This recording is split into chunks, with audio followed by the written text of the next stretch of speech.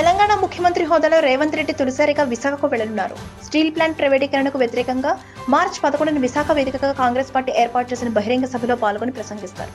TDP, BJP, Janasena పొత్తులు ఖరారయ్యే అవకాశం ఉండడంతో ప్రైవేటీకరణ విషయంలో చంద్రబాబుపై రేవంత్ ఏం మాట్లాడతారనే దానిపై సర్వత్రా ఆసక్తి నెలకొంది.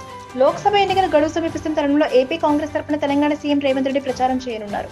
AP Congress chief YS Sharmila, AICC incharge Thakre ఆహ్వానం మేరకు రేవంత్ రెడ్డి ఏపీలో కాంగ్రెస్ తరపున ప్రచారం చేయనున్నారు.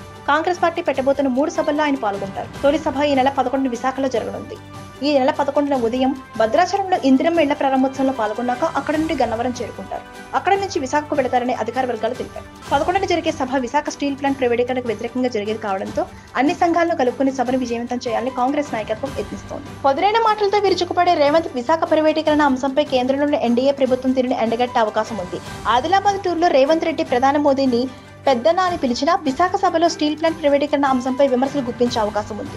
మరోవైపు టీడీపీ, జనసేన, బీజేపీ పొత్తులు ఖరారయ్యే అవకాశం ఉండడంతో ప్రైవేటీకరణ అంశంలో చంద్రబాబుపై రేవంత్ ఏం మాట్లాడతారనేది ఆసక్తికరంగా మారింది. గతంలో టీడీపీలో అవకాశం ఇచ్చిన రాజకీయ గురువు చంద్రబాబుపై రేవంత్ ఏం మాట్లాడతారనే విషయంపై అంతా ఆసక్తిగా ఎదురు చూస్తున్నారు. Please subscribe Pragna Media. Please like, share, subscribe to Pragna Media. Pragna Media, please do like, share and subscribe. Please subscribe to Pragna Media. Please like, share and comment if you like the video. Pragna Media.